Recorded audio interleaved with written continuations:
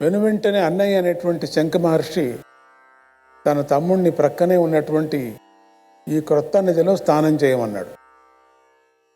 ఆయన స్నానం చేయగానే నదిలో ఉన్నటువంటి పుణ్యబలం వల్ల లిఖిత మహర్షి యొక్క 2 బాహువులు మళ్ళీ మొలిచాయి.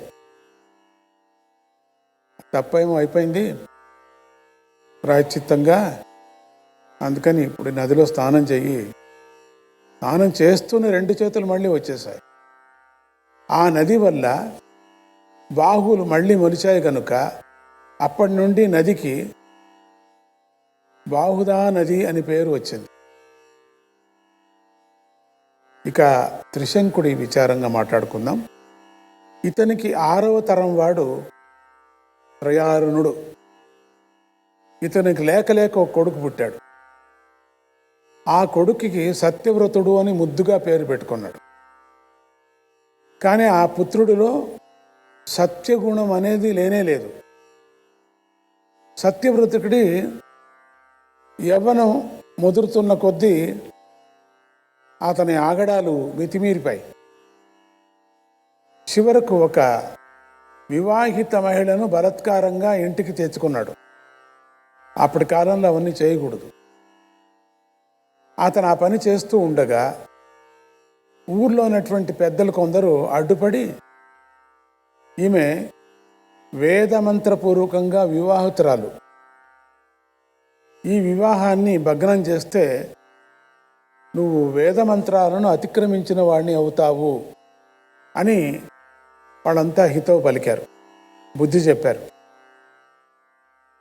వయస్సు పొంగులో ఉన్నటువంటి సత్యవ్రతుడు ఆ వేదవాక్యాల కన్నా నా మనస్సాక్షే నాకు ప్రమాణం, నా మనస్సు ఈమెను ఇష్టపడుతోంది కనుక ఇదే ధర్మం అంటూ ఆమెను తన ఇంటికి తీసుకుపోయాడు.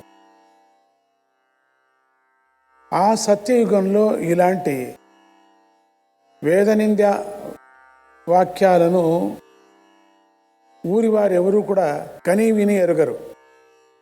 వేద నింద అనేది అప్పట్లో జరగలేదు, ఇదే మొట్టమొదటి. ఏంటి ఇట్లా మాట్లాడుతున్నాడు, వేదనింద చేయకూడదు కదా. కొండల వంటి పుణ్యాలు ఉన్నా సరే అవన్నీ ఒకే ఒక వేద నిందా వాక్యం చేత మాడి మసైపోతాడని ఆ యుగంలో అందరికీ బాగా తెలుసు.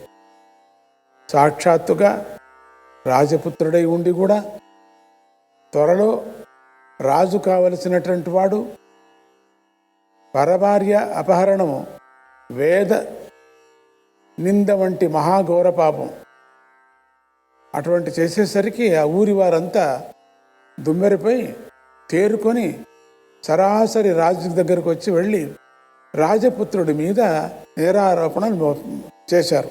ఈ పుత్రుడు ఇట్లా చేశాడు అని. రాజసభలో సత్యవ్రతుడి మీద విచారణ మొదలైంది. సత్యవ్రతుడు ఏ జంకు లేకోకుండా తాను చేసింది ఒప్పుకున్నాడు. ఆ సభలో ఉన్న కులగురువు వశిష్ఠ మహర్షి కూడా శిష్యుడు చేసిన పనికి సిగ్గుతో తల వంచుకున్నాడు. ఆవిడ్ని వదిలేశాడు, కానీ పని చేసింది తప్పు కదా. తండ్రి త్రయారుణుడు మాత్రం అగ్గి మీద గుగ్గిలమై చీచి సూర్యవంశంలోనే చెడబుట్టావు, నువ్వు నా కొడుకు అని చెప్పుకోవటమే నాకు సిగ్గు. ఇక నేను ఈ ఇల్లు భరించలేదు, ఈ రాజ్యం భరించలేదు, తక్షణమే ఇంట్లో నుంచి వెళ్ళిపో, అసలు ఊరు నుంచే వెళ్ళిపో అని బహిష్కారం చేశాడు ఊరు నుంచి. తనంటే ప్రాణమిచ్చే కన్న తండ్రి ఉన్నట్టుండి ఇలా ఉగ్రుడైనప్పటికీ సత్యవ్రతుడు ఊహించలేదు ఎంత ప్రేమగా ఉండేవాడు తండ్రి. అధర్మం చేస్తే పిల్లలకు మందలిస్తూ ఉండాలి. చాలామంది మందలించరు, ఎందుకంటే సమము కదా అందరూ కూడా అని ఫ్రెండ్స్ లాగా చూస్తారు. వాళ్ళని ఉరితీస్తారు, కొనాకు వాళ్ళే మృత్యు అవుతారు. అది అప్పట్లో జరిగేది కాదు, ఇప్పుడులే జరుగుతుంది అంతే. అతడు దిగ్భ్రాంతి చెంది ఉన్నట్టుండి మీరు ఇలా అంటే నేను ఎక్కడ పోయేది, నేను ఎక్కడ ఉండేది అని కోపంగా దబాయించాడు. నన్ను పొమ్మంటున్నావు కదా తండ్రి, నేను ఎక్కడ వెళ్ళటం అని. తండ్రి మరింత ఉగ్రుడై ఊరే లేని చోట పోయేవాళ్ళు ఉండే చోట ఉండి వాళ్లలోనే కలిసిపోరా అని గర్జించాడు. ఆ సభలో ఉన్నటువంటి వశిష్ఠ మహర్షి ఈ పరిణామ పరంపరకు బాధపడుతూ, ఈ కుర్రవాడు ఒక 12 ఏళ్ళు వనవాస శిక్షను అనుభవిస్తే ఆ తర్వాత వీడి చేత ప్రాయశ్చిత్త హోమాలు చేయించి మళ్ళీ రాజ్యంలోకి రావచ్చులే, ప్రస్తుతానికి నేను మౌనంగా ఉండటమే మంచిది అని భావించాడు. మౌనంగా ఉండిపోయాడు మహర్షి గారు. గురువైన వశిష్ఠుడు ఏదో రకంగా ఆదుకుంటాడేమో అనే ఆశతో ఉన్నటువంటి సత్యవ్రతుడికి ఇక్కడ కూడా నిరాశ ఎదురైపోయింది. అందుచేత అతనికి వశిష్ఠుడి మీద కూడా చాలా బాగా కోపం వచ్చేసింది. తండ్రి మీద వచ్చింది, గురువు గారి మీద కూడా వచ్చింది. నన్ను ఆదుకోలేదే, నాకు అవమానం అయిపోయింది అని. ఆయన చేయగలిగింది ఏమీ లేదు కదా. రాజాజ్ఞకు కట్టుబడి కీకరారణ్యంలోకి వెళ్ళిపోయాడు. జీవనం గడపసాగాడు. అగ్ని కూడా లేనటువంటి స్థలం వెళ్ళాడు. అక్కడ తండ్రి త్రయారణుడు కొడుకు చేసినటువంటి పాపానికి ప్రాయశ్చిత్తం ఏం చేసుకోవాలా అని ఆలోచిస్తూ ఉండగానే ఆ రాజ్యంలో వర్షాలు లేక కరువు మొదలైపోయింది. అది గమనించినటువంటి ఆ రాజు రాజ్యభారాన్ని వశిష్ఠాది మంత్రివర్గం పైన మోపి ప్రాయశ్చిత్త రూపమైన తపస్సు చేసుకునేందుకోసం తపోవనాలకు వెళ్ళిపోయాడు. ఆ రాజు అలా 12 ఏళ్ళు తపస్సు చేశాక రాజ్యానికి అంటుకున్నటువంటి పాపం తొలగి సకాల వర్షాలు ప్రారంభమయ్యాయి. 12 ఏళ్ళ వరకు వర్షాలు లేవు. 12 ఏళ్ళు మనకు ఒక 3 నెలలు లేకపోతే ఎంత బాధపడతాం. తన రాజ్యానికి తిరిగి వచ్చి సింహాసనంలో కూర్చున్నాడు 12 ఏళ్ళు అయిన తర్వాత. ఈ వర్షాభావ ప్రభావం అడవుల మీద, అడవుల్లో నుండి జంతువుల మీద కూడా బాగా పడిపోయింది. అక్కడ కూడా వర్షాలు లేవు కదా, అడవిలో కూడా వర్షాలు లేవు కదా. దాని ప్రభావం వల్ల ఆటవిక జీవనం చేస్తూ ఉన్నటువంటి సత్యవ్రతుడికి పచ్చి మాంసం కూడా దొరకటం కష్టమైపోయింది. ఇంతవరకు అదైనా తినేవాడు శాపగ్రస్తుడై, అది కూడా లేకుండా పోయింది. ఇది ఇలా జరుగుతూ ఉండగా విశ్వామిత్ర మహర్షి భార్య సమేతుడై అరణ్యవాసం చేస్తూ సుదీర్ఘ తపోదీక్ష మొదలుపెట్టాడు. మొదలుపెట్టిన కొన్ని రోజులకే వర్షాభావం వచ్చింది.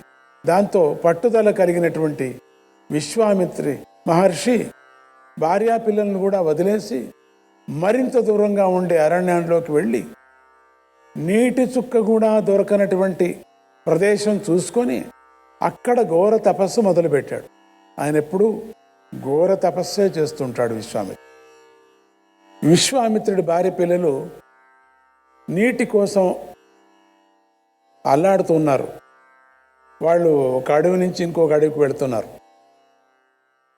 మకాం మార్చుకుంటూ తిరగటంలో దైవయోగం వాళ్ళ సత్యవ్రతుడు ఉంటున్నటువంటి అటవీ ప్రాంతానికి వచ్చారు. అక్కడికి వచ్చేసరికి ఎలా జీవించాలనేటువంటి ప్రశ్న వచ్చింది. అందువల్ల విశ్వామిత్ర మహర్షి యొక్క భార్య తన 2వ కొడుకు మెడకు ఒక త్రాడు కట్టింది. నాకు 100 గోవులు ఇచ్చిన వారికి ఈ పుత్రుణ్ణి అమ్మేస్తాను అని వేలం పాట బాగా అరవటం మొదలుపెట్టింది. కావలసిగా అరుస్తుంది. అక్కడ ఎవరు లేరు కూడా. అయినా ఆవిడకి ఆకలి తట్టుకోలేకుంది. ఆ విధంగా అరుస్తుంది కొడుకును అమ్మేయాలని. అమ్మటానికి తీసుకునే వాళ్ళు ఎవరున్నారు? ఆ అరుపులు సత్యవ్రతుడి చెవిన పడ్డాయి.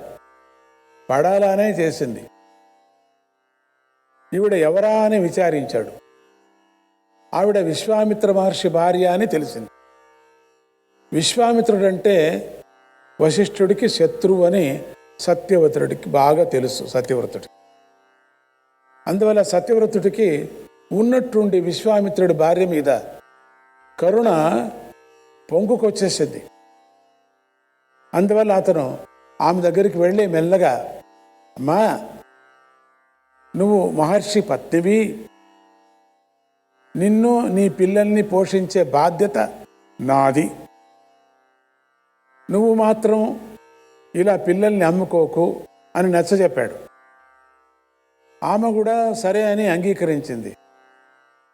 మెడకు గళానికి త్రాడు కట్టబడ్డ ఆ కుర్రవాడికి గాలవుడు అనే పేరు వచ్చింది.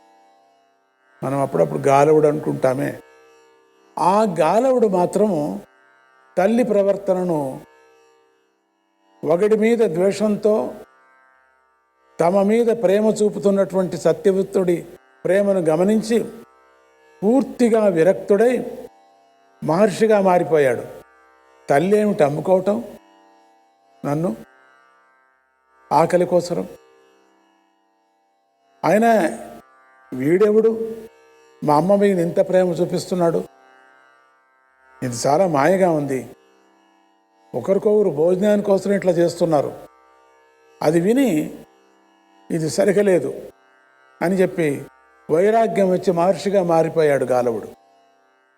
ఇతనే కాలక్రమంలో గాలవ మహర్షిగా ప్రసిద్ధి చెందాడు. మనం అప్పుడప్పుడు కథల్లో మనం చెప్పుకుంటాం గాలవ మహర్షి అంటే ఇతనే. ఇవన్నీ మనకు తెలుస్తాయి. ఇవన్నీ మనకు మహాభారతంలో, భాగవతంలో వచ్చే చిన్న చిన్న పేర్లు అక్కడక్కడ వచ్చిపోతూ ఉంటారే, వాళ్ళ జీవన చరిత్ర ఇవంతా కూడా. నేను ఎన్నో మాటలు చెప్తూనే అన్నా, మీకు బాగా అర్థం చేసుకోవాలి.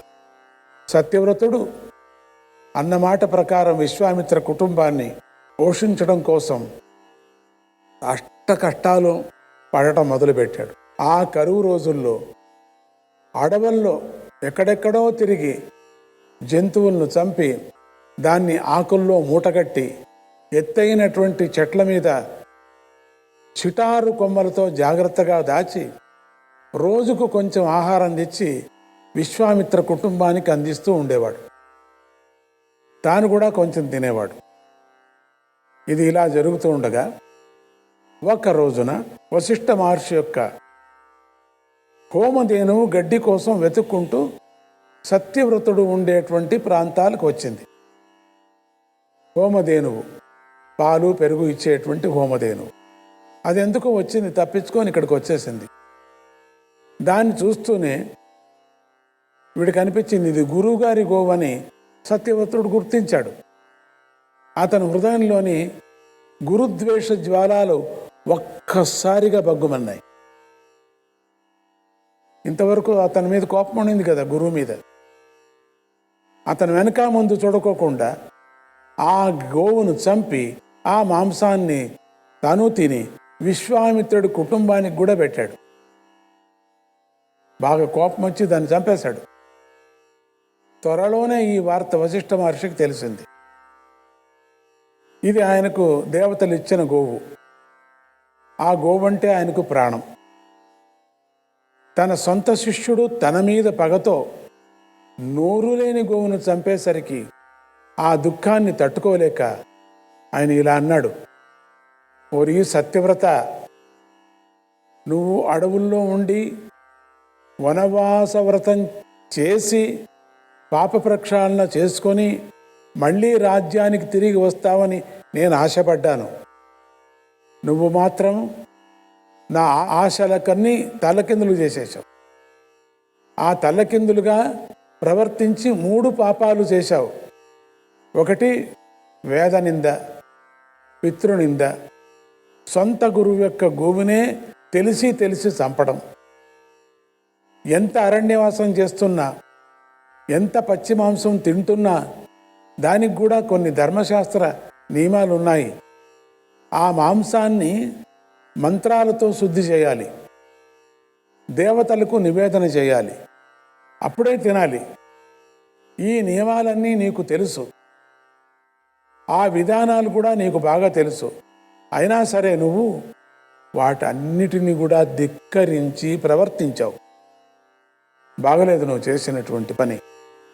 నీకు ధర్మశాస్త్రం నేర్పించాను, తెలుసు, శాపగ్రస్తుడైనా నీకు తెలుసు, అయినా దాన్ని నువ్వు ధిక్కరించావు. ఈ మూడు శంకువులు అంటే 3 మేకులు అంటే 3 మహాపాపాలు అవి నీలో దిగబడ్డాయి. అందుచేత ఇక నుంచి నీకు త్రిశంకువు అనే పేరు స్థిరపడిపోవుగాక అని శపించాడు. ఈ శాపవార్త అడవిలో అందరికీ తెలిసింది. వాళ్ళకి ఏదేదో హాస్యంగా ఉంది. అయినా వాళ్లకు తెలియకుండా వాళ్లే సత్యవ్రతుడి పేరు మార్చేసి త్రిశంకువు అని పిలవడం మొదలుపెట్టారు అందరూ. ఈలోగా మహారాజు గారి తపస్సు వల్ల అనావృష్టి బాధ తీరిపోయింది. అడవి కూడా కొంచెం వరకు చల్లబడ్డది. విశ్వామిత్ర మహర్షి కూడా తన తపో దీక్షను మార్చుకొని ఇంటికి తిరిగి వచ్చాడు. తిరిగి వచ్చిన విశ్వామిత్ర మహర్షికి అతని భార్య జరిగిన వృత్తాంతమంతా వర్ణించింది. అందులోనూ త్రిశంకుడి త్యాగాలను మరింత విశేషంగా పొగిడింది, వివరించింది. అన్నం పెట్టాడు కదా అని. కరిగి నీరైపోయినటువంటి విశ్వామిత్రుడు త్రిశంకుని పిలిచి, నీకేం వరం కావాలో కోరుకో అన్నాడు. నా భార్యను పిల్లలను నువ్వు రక్షించావు కాబట్టి నీకేం కావాలో కోరుకో. త్రిశంకువుకి ఈ సన్నివేశం ఎదురవుతుందని ముందే బాగా తెలుసు. అందుకనే ఇక్కడ విశ్వామిత్ర భార్యను పిల్లలను సాకింది కారణం అందుకనే బాగా తెలుసు. అందుకని వెంటనే ఇలా కోరుకున్నాడు, విశ్వామిత్ర మహర్షి, నా సొంత గురువు నా గుండెల్లోకి 3 శంకువులు అంటే 3 మేకులు దింపి ఉన్న త్రిశంకువును చేశాడు. మీరు ఆయన కన్నా ఎంతో సమర్థులు. మీరు నన్ను ఈ బొందితో సహా స్వర్గానికి పంపి వశిష్ఠుడికి బుద్ధి వచ్చేటట్లు చేయండి అని కోరుకున్నాడు. ఇది ఎటువంటి కోరిక చూడండి. విశ్వామిత్రుడు జంకు లేకోకుండా తథాస్తు అన్నాడు. ఇది మంచి టైం చూసుకున్నాడు. ఇక్కడ త్రయారుణ మహారాజు గారికి వయస్సు బాగా ముదిరిపోయింది, వైరాగ్యం కూడా పెరిగిపోయింది. రాజ్యంలో సకాల వర్షాలు పడుతూ ఉండటంతో ఆయన కోపం కూడా చాలా మటుకు చల్లారిపోయింది. వశిష్ఠ మహర్షి కూడా త్రిశంకువుకి అనుకూలంగానే మాట్లాడి త్రిశంకువుని వెనక్కు పిలిపించి రాజ్యం అతనికి ఇచ్చి నువ్వు తపోవనానికి వెళ్ళిపోవడమే మంచిది అని బోధించాడు.